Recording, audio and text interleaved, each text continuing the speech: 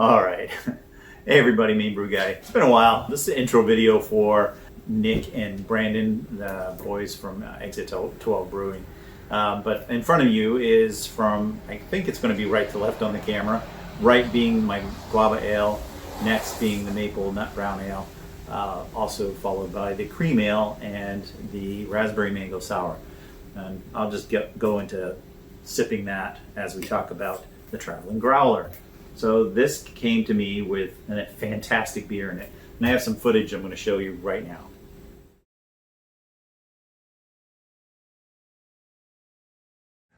Hey everybody, Main Brew Guy here. I just got this growler, the Traveling Growler. It's eluded me for quite a while. Anyway, the boys at Exit 12 Brewing have sent it to me kindly.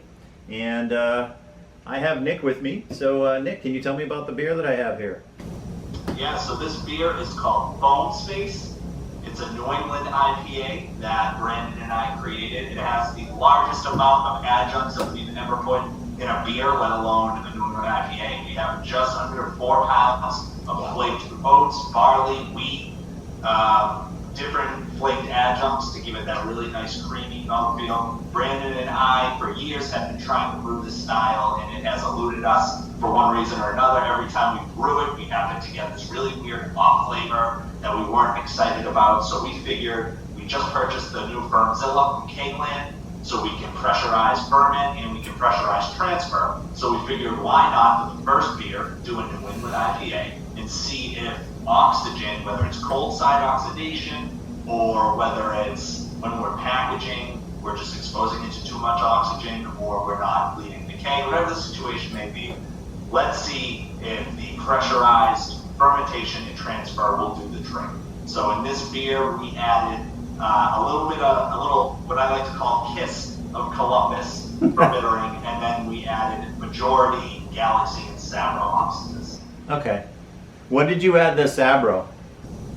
We added the Sabro 2 ounces, I think, or an ounce at 5 minutes left in the boil, and then we added it as a whirlpool addition with the Galaxy, and then we added it as a dry hop addition, about 1.5 ounces on each side. Okay. Dry hop and whirlpool. Cool. All right. And did you do high Krausen dry hopping, or did you wait till the Krausen had fallen off?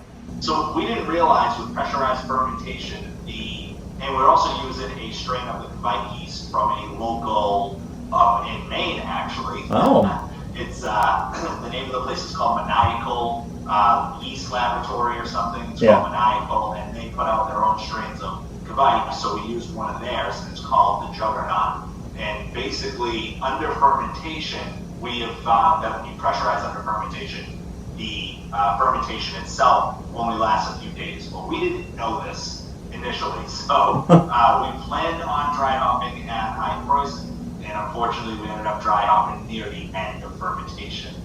Okay. Well, something to work on for the next iteration, perhaps. Absolutely.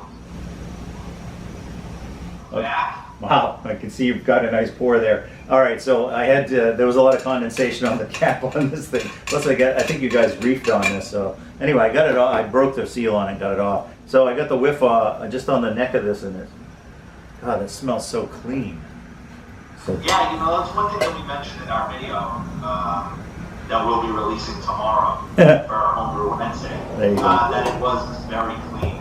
It's the yeast itself, or even though it's the Kvike blend, it definitely seemed to ferment really clean, and the beer itself is just really clean overall. Yeah. wow, that has a really nice aroma. So what is this Kvike yeast supposed to throw off for aromas? The basic Kvike yeast characteristics. So stone fruit, mainly tropical, some stone fruit, some peach, things like that. Super fruity when fermented at high temperatures. And we fermented this, I think it was between 88 and 91 degrees. I cheated. I had to go in for it. It smelled so delicious. Wow. Yeah, that is really clean. Yeah, it's drinking really well right now.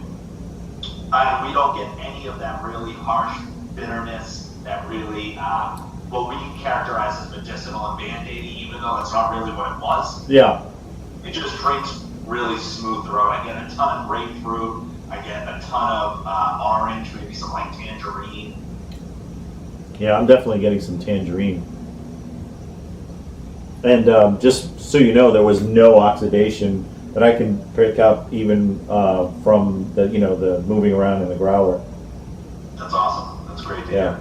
Wow, that is really nice. Even the carbonation held up a little. It's a little low, but that happens with these things.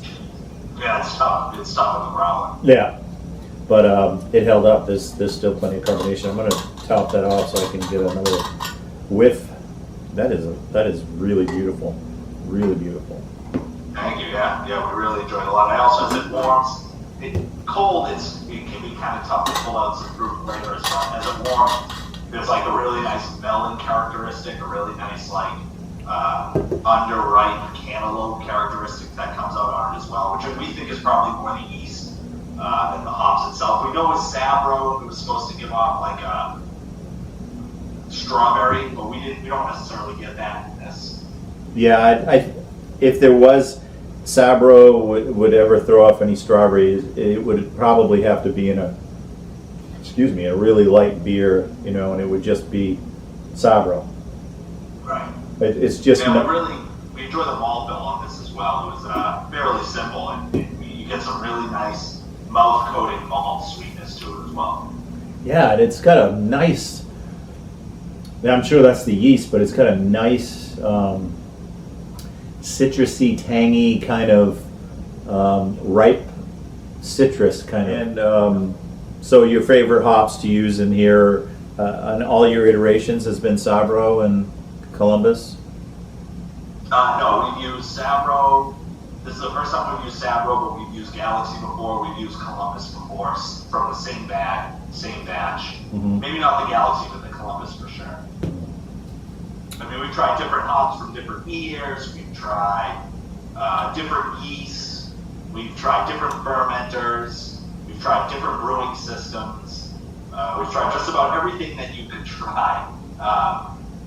And nothing seems to do the trick except for pressurized fermentation. This beer went into the fermenter on Sunday and was pretty much ready to be kegged by Wednesday.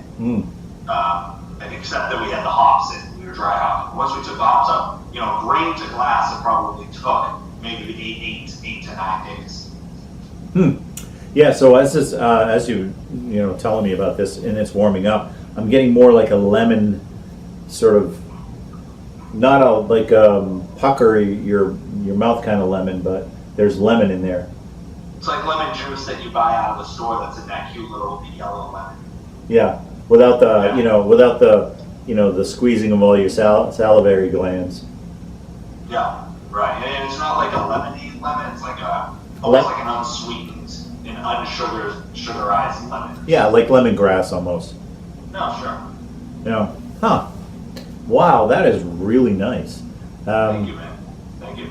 Yeah, I know you guys are really frustrated with this style, and I think I think with all the adjuncts, there's got to be something to the oxidation with all the hops that are added in the late additions and dry hopping with all those adjuncts. It must do something, and I need to research that and figure it out. Because to this day we still don't know what the problem was. I don't know if I can 100% with confidence say it's because we were not pressurized fermenting and transferring, because plenty of people have great success with New England IPAs without pressurized fermenting and transferring. We just know for our setup, that's the one variable that we tried after brewing 5 to 7 of these things that actually worked. Yeah. So we went so far as Brandon purchased a book from Scott Janish, who now owns Soundwood Cellars in Maryland, or maybe DC. And there was a book about hops, and Brandon read the entire book in about 3 days. And we were able to match up our hops with what Scott suggested because of the different oils and different compounds in the hops, we were thinking maybe we just weren't matching up the right hops. Yeah. And that didn't seem to work either. So we tried quite a few things, old hops, new hops, everything in between. And so this seemed to work quite well. What I will say is the Galaxy hops were from NHC, so they were a brand new batch. And then the Sabro was over a year old, and the Columbus was probably 2 or 3 years old. So that couldn't have been, to us, that we kind of concluded from that aspect that it probably wasn't the hops. What's the ABV on this? This is 6.1%.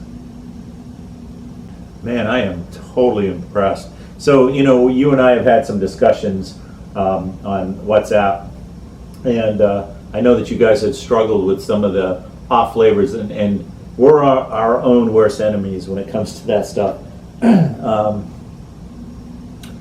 I also feel that I have some of those things that you talked about, some of those off, it's just slightly. It's like taking you to the next level. You guys have motivated me to try this, pressurized fermentations. Oh, okay. Fair enough. Yeah. Well, take it slow at least. Nah, that is so good. Thanks, man. That's awesome. It's really, really kind of you to say, because No, I wouldn't say we were it. nervous about putting it in that growler, and we were nervous about shipping it, and we were nervous about pretty much everything. We can't see. We use a Blinkman beer gun, Yeah. and we can't seem to get the carbonation levels right on that. So you said it was low on carb, but we blasted the CO2. Right, but how many days in advance? So it was probably a week before we got it. So you were overcarbed for a week? So it had been sitting. By this point, it's probably been sitting in the growler for about a week and a half. Yeah. Sounds about right. Yeah. And with Josh's IPA, we didn't think it was undercarb, so he did a good job of filling it. Yeah, so anytime I can or bottle, using the beer gun, I'll overpressurize. I'll bring it up to like 25 to 30, that high, for like 48 hours. And then I'll bleed it all off just before I'm actually using the beer gun. And just the amount of outgassing that the beer is doing at that PSI is enough to fill the beer, the cans or the bottles. And then I cap on foam right away. So yeah, I found that that's the best way, and I think Ryan, what's his name? Ryan Rashad, or do you know who I'm talking about? Ryan Rashad. Yeah, Ryan Rashad. He did a video, right, where he said a lot of the SJ4 beers were undercarbonated. Didn't he do a video about that? Anyway, I thought I saw. I never watched it. Yeah, I thought I saw that he had done a video and said, the beers were great, but I found that a lot of them were undercarbonated, and you need to like really up your carb before you bottle, because you're going to lose a lot in the process. Gotcha. Is it flat? No, God, no. I mean, I'm going to put it in the camera here. It's got a nice little head on there. There's plenty of. I mean,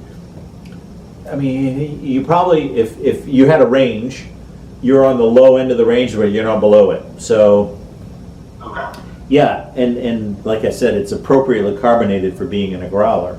It's what you would expect. I have a growler from Claremont Brewing in my kegerator, which I'm sure is going to be equally, the carbonation is going to be the same, because you lose a lot when that happens. Right. No, It's good to know that we gotta bump up the pressure that high. Yeah. Even if it's ready in terms of carbonation. yeah, and in fact, I don't mind having a little bit of foam. A lot of people get feel like they're wasting a lot. I don't mind when I'm filling up a can or a bottle to let it foam over the top, because then when I slide the cap on, I slide it over like slicing it and set it down. Same thing with the beer lid, the beer can lid. I slide it over and then seam it. And that way you know that you're probably not getting any oxygen, because that beer is outgassing so much that when you skim sideways, you're pretty much you're pretty much sitting on CO2. So that's why I feel, and we talked about this, I feel like canning, if you can get even more oxygen out of the situation, and the beers preserve better in a can. And I will say they preserve better IPAs, anything that's very volatile on the aromas and flavors. Big beers, barley wines, those kind of things do better in bottles. I mean, I find that they do. Okay, so that was pretty fun, but there was a lot more footage, but not to bore you guys with all of it. A lot of it was just sort of us talking about just general things. Some of it, the website, on these beers a bit. So this is the Guava Ale. As I said before, last time it had a lot of strawberry coloring to it, or raspberry coloring to it, because I used a liqueur. I backed off on that this time, so it actually looked more like this one, but this has real fruit in it. This does too. It has real guava fruit in it, but it also has a bit of artificial flavoring, just kind of to fool the palate a little bit. It's just a little bit there. But it's a cream ale based recipe. It's actually the same recipe as this one, with just the fruit added. It's pretty tasty. I like it better than the first version, although the people, my family, who loved the first version, I did not. They may not like this one. So we'll see. They're supposed to be here this weekend. We're going to see how they feel about the changes I've made. Next is my maple nut brown ale. It's made with real maple brown sugar. So yeah, it's this stuff. I put a full one of these in a 5-gallon batch.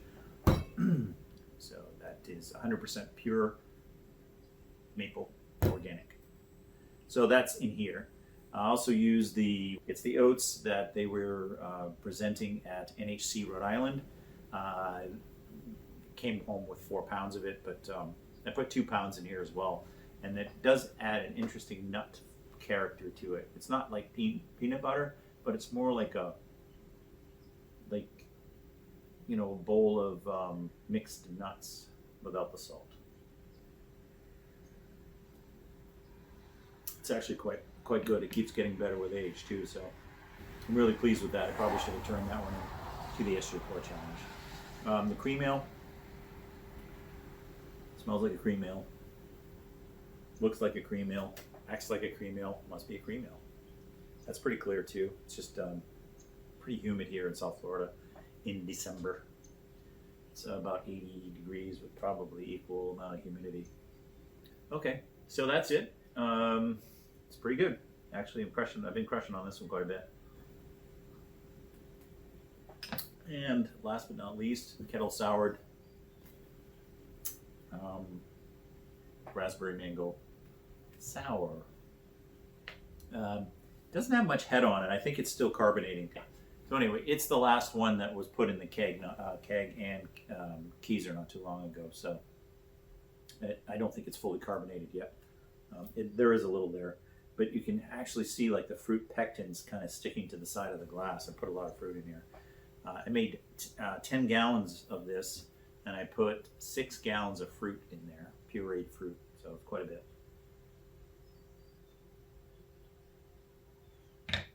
Anyway, that's my lineup. I do have a pressurized fermentation New England IPA that I'm going to do shortly. But this wraps up this video, guys. It's been a while, and I want to just wish everybody a Merry Christmas and a Happy New Year. Don't know if I'll get another video up between now and then. And I hope you all had a good Thanksgiving. Cheers, and check out the website.